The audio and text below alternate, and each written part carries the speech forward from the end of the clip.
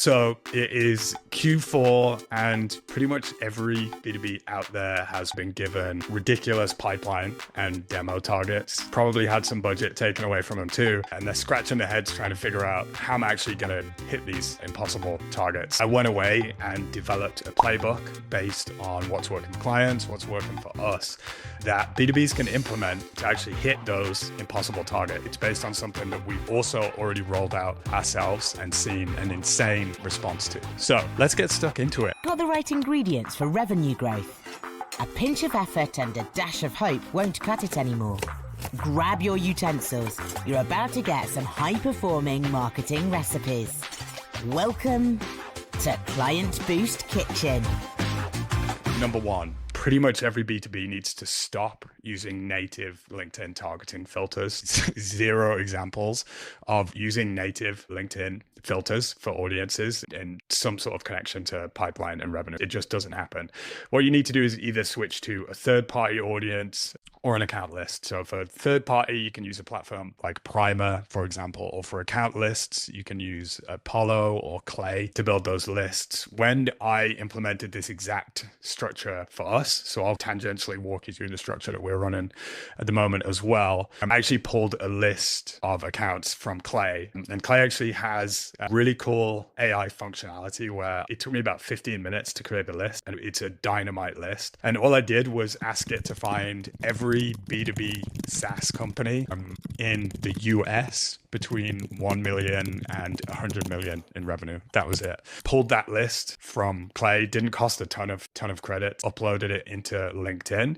And then the next step was just to add job title targeting over that. So for me, that was job function needs to be marketing, and then just making sure that all the seniorities that we targeted were actual decision makers. So for us, that meant eliminating entry level, eliminating training roles, and eliminating senior roles. We call it manager plus. And then final thing is when you're in the platform, make sure to turn, everybody says this, but I still audit accounts where companies are doing it, need to turn off audience expansion, need to turn off LinkedIn audience network. All they do is put your ads in front of people more likely to engage with ads and click ads. And it essentially just improves deliverability and wastes budget without delivering pipeline and revenue. It might inflate some vanity metrics like CTRs, but none of it's going to actually generate revenue. So with that, we've got the targeting out of the way. So step number 2 is to make sure that when we're building those audiences, we choose target segments that we can fully saturate within the period of time that we're trying to hit this pipeline goal. And so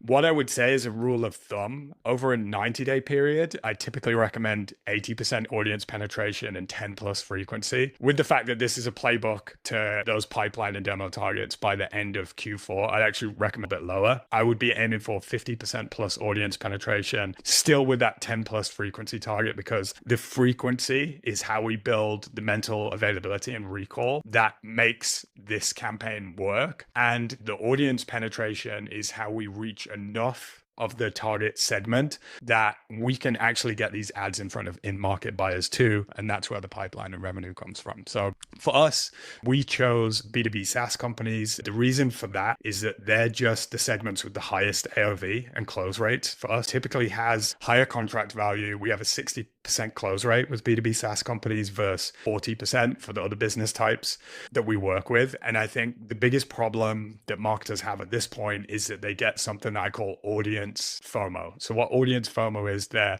scared that if they stop targeting a specific audience or the reduced audience size, they're actually going to hurt their chances of generating more pipeline and revenue. But the reverse, even though it seems counterintuitive, is actually true. Say you have a 500K audience and you're only running like a 5K or a 10K ad spend, something like that.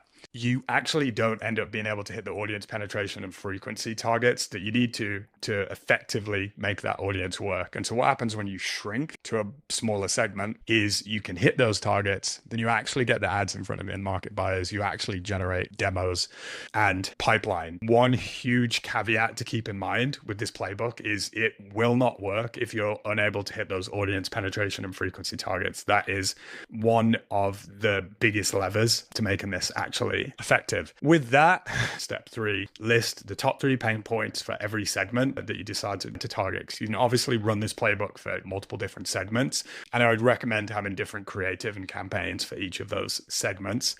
But you absolutely don't want to be guessing what those pain points are. And unfortunately, that's what a lot of companies do. They get the sales team into a meeting, they get the C-suite into a meeting and say, hey, what are the biggest pain points of the segment? That's the wrong way to do it. I think sales can sometimes have a really, really good insight. So if you're going to run that way, sales probably better than the C-suite, but sometimes C-suite's so detached from the day-to-day conversations that the message can maybe be too vague or detached from the way that the audience is actually thinking about these problems that you solve, and that can hurt the effectiveness of the creative. So what you really want to do is be analyzing sales calls from all of your closed won deals, and you want to find out what the prospects actually say is the reason that they're talking to you. What is the reason that they've arrived? Is it a specific outcome they're looking for? Is it a specific pain they're trying to solve? Is there a specific feature they need that they're not getting, etc.? So when I did this, I created a list of about 20 different pain points and outcomes. I call them category entry points. So they're the triggers that lead to somebody entering the category that they're buying in.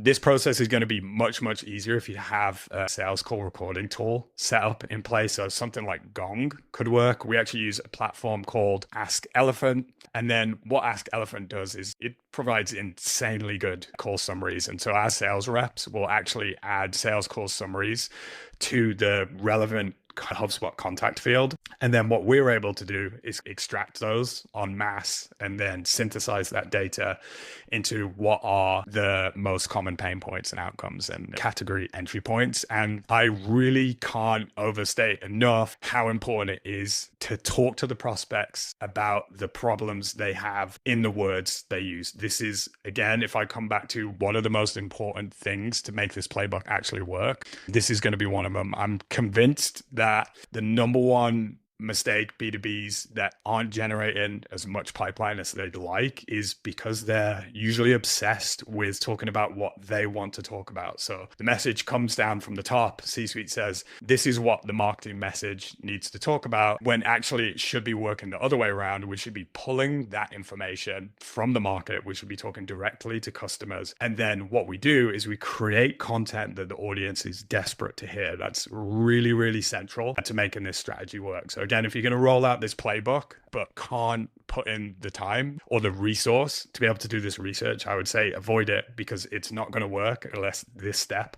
is absolutely dialed in. And the reason it's not going to work is because of step 4, because once we have that information, we want to use that to create somewhere in the region of like 7 to 10 thought leader posts for each segment that are going to cover those most common category entry points. So this kind of gives you 2 to 3 posts per category entry point. And so what you want to do with these posts is follow a very simple 4-act structure, which is, first, we're going to lead with the category entry points. We're going to make it really obvious that we can help this prospect with whatever the category entry point is.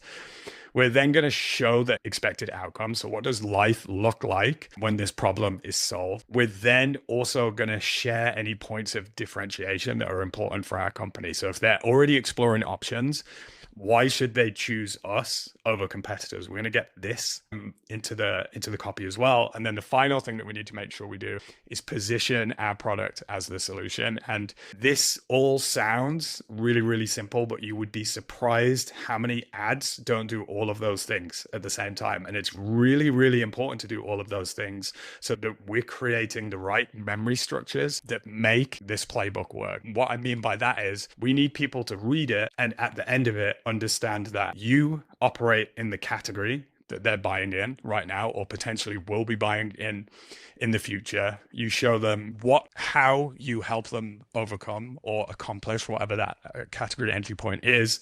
They also know why they should choose you over anybody else, and they also just associate you as the solution to it. So it's very, very important. One other thing that you can do, which everybody on LinkedIn says is an overused tactic, but it works insanely well, is to call out the ICP job title in the hook. So all of our top performing posts that generated actual pipeline and revenue this year had the ICP job title in the hook. So people say don't do it, but it just works. That's a way better personalization strategy than trying to add their company name in there, than trying to add their first name in there, or any other low quality AI scraped slop that you've pulled from their About Me page. None of that is good personalization. Good personalization is going into your targeting settings, type in head of marketing, and then adding head of marketing into the ad copy itself. That's the number one personalization strategy. What you're going to want to do once you've created all these different posts is just put them in a cycle. You can do 2 per day if you want to. I did it once per day just because that's my posting cadence. So just write for the audience and then let it build up some momentum for like 48 to 72 hours. And then what you're going to want to do after that period is just edit it, add a URL to a segment specific landing page. You can send them to the homepage. I've seen this work pretty well, especially if the ad did the heavy lifting that really enticed them into believing that you're the best solution for the category entry point. Then the homepage can work, but those segment specific landing pages do just have, again, it's just personalization, right? So it tends to work a little bit better. Keyboard warriors will tell you not to put the sales message into the ads. That's absolute nonsense. There are in-market prospects in your cold audiences that will buy from you today if you can convince them that you are the best solution to a category entry point. But again, another big caveat that these ads will not work if it's not based on the actual research that we talked about. And so I'll repeat this again. We really need to be having a paradigm shift and mindset shift that we need to focus on saying what the audience needs to hear and wants to hear, and not what we want to say. And that really is the biggest differentiator between campaigns that generate pipeline and campaigns that don't. With that, we've got the thought leader content out the way. What we're going to do next is, for step 5, is list the top 3 objections sales get with responses for each segment. Now, again, you can go to sales directly and they'll probably be able to tell you this. For almost every company, it's going to be something like pricing, complexity, or implementation. Those are probably 3 that come up very often, or they just don't believe it. They don't believe it, right? So that's one. And what we want to do with these top objections is create 30 to 60 second videos to proactively address them. So any reason or doubt that a prospect might have, we want to be proactively helping them understand that that's not going to be an issue with us. And so Loom or Teller can work great for this. If you get like a charismatic salesperson or a charismatic C-suite person, it should take less than 15 minutes to record and edit. I'm using Teller right now, which is like great. The quality is great. Really, really low lift to create that content. And so a few examples of kind of like ad concepts that you could try here. So if pricing is the issue, then you could have a video about ROI, or you could have a guarantee where it's like, if we don't achieve X outcome in 3 months, we'll give you a full refund, something like that. If complexity of the product is a problem, then you could do a video on ease of use, for example, saying, hey, did you know that you can do this, solve this really painful problem with just one click in our platform, something like that. Again, keep it really, really short. Finally, implementation is another big one. Like, how easy is it going to be to roll this out to companies? And so you could do a video about the change management support options that you offer. Once you have those videos in place, make sure to post them from personal profiles. This is very important. And then promote these as thought leader ads.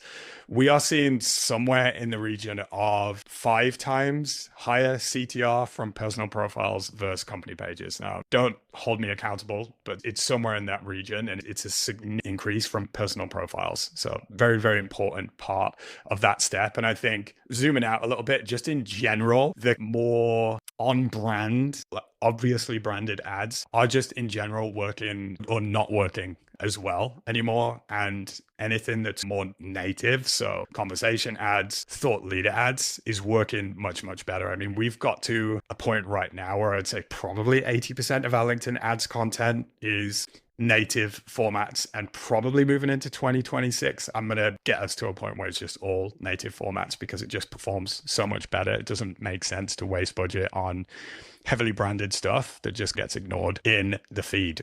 Cool. So we have all of the content ready now. We know who we're targeting. So step 6 is to actually set up these campaigns in the platform. And so what you're going to want to do is build 2 campaigns. So you'll need a text only campaign and a video thought leader ad campaign, targeting those cold audiences that we talked about earlier, you'll need to give about 40% of budget, I would say, to each one. Varies from company to company, depending on, again, just ability to actually hit those audience penetration and frequency targets. You're going to want to use these exact campaign settings. So brand awareness objective, very, very important, because otherwise it's not going to let you post from personal profiles. So it needs to be awareness or engagement to post from personal profiles. You're then going to set the algorithm to optimize for reach, and you're going to set a frequency cap at 7 every 7 days. Those settings will maximize reach and frequency. So you're actually able to hit the targets we discussed earlier and actually generate pipeline. Again, with the caveat that we've done the math that the budget we have is suitable to the target segment that we've actually chosen to go after. And one thing I will say again here is, even though those are cold campaigns, if you followed the steps that we talked about above, like, you will definitely see a lift in pipeline. Finally, so step number 7 is to run incentivized conversation ads to convert on-the-fence prospects with the remaining 20% budget. So this campaign is actually where the bulk of your demos will come from, because it's essentially built around retargeting audiences. And so the main retargeting audience I would recommend to hit with these ads is anyone that's engaged with the thought leader ads. That sounds like a vanity audience, but at least it's worth testing. A LinkedIn thought leadership ad engagement in Dream Data, which we use for influenced attribution, is a major signal that somebody is in market. Same with watched 50% plus of a video. So that's another retargeting audience that you're going to want to have there. And visited your use case pricing or contact page, or just any other high intent pages that you have on the website. You don't want to just blanket retarget anybody that landed on the homepage, for example, because there's just going to be a lot of noise and fluff in there that's out of market, which is just going to eat budget, potentially even lead to having to give out incentives to people who were never likely to convert and never going to be the right prospect. And so it's just a waste of budget. Next, what you're going to want to do is just, from the exclusions perspective, make sure you exclude any existing customers, make sure you exclude any competitors, for example, exclude anybody who's already booked a demo too.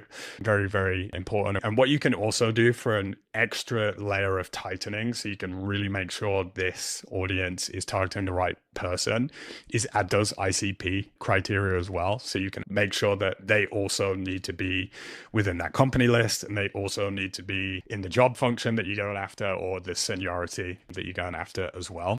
What I would recommend when it comes to designing these ads is, so first, use a gift card or gift incentive and call this out in the subject line. So when we run this strategy, we get a 50%, around 50% open rate. CPLs are like $120, which for us, that's super low. But the benefit is that's a really low CPL for leads that actually will convert to pipeline. Now, don't get me wrong, you absolutely will get some prospects that just want a free gift card and don't convert.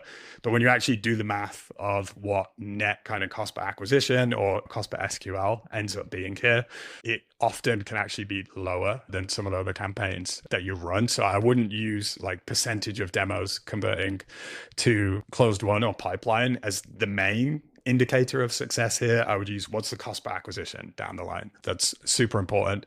When it comes to the actual supporting copy that you use in the message, keep it short. And I like to just use a problem, agitation, solution formula. Very, very common formula to use in marketing. So you could use something along the lines of, we're hearing from ICP job title that they're struggling with painful problem. We'll give you a $100 gift card to let us show you how our product can help you solve this problem. You can even be a little bit cheeky here. So you could say something like, we'll definitely pitch you some pricing options, but the gift card's yours, whether you decide to work with us or not. Does that sound good? And that kind of copy might sound gross to a lot of marketers, but I've run enough of these tests with gift card campaigns to know that it works. I don't believe that it's brand damaging either. Everybody's happy to get some free money in exchange for 30 minutes of their time. So after you've launched this, I would expect 1 to 2 demos in the first 7 days, at least. That would be some good signal that this is working, with that ramping to somewhere in the region of like 10 to 20 a month, depending on your audience. One thing I would say is I would be measuring because you're going after small segments. You can really run this as an incrementality test too, to find out, do we get a lift in inbound from this one specific segment that we chose to go after with LinkedIn? That's what we did. And we are already this month, for example, seeing that we have generated the same amount of B2B SaaS inbound as the whole of last month and more than the month before. That's why I'm so bullish on this strategy. But it's also really important for me to say, like, this is not going to work if the targeting and the messaging aren't right. So again, very, very important to hit those audience penetration and frequency targets. Very, very important to avoid using the native LinkedIn filters, and extremely important to do that foundational research that makes the content actually match what the audience needs to hear, so that you actually get in-market buyers to reach out and want to reach out to. That's the whole playbook. Make sure to like and subscribe to get notified when more of these recipes drop in the future. Appreciate you watching.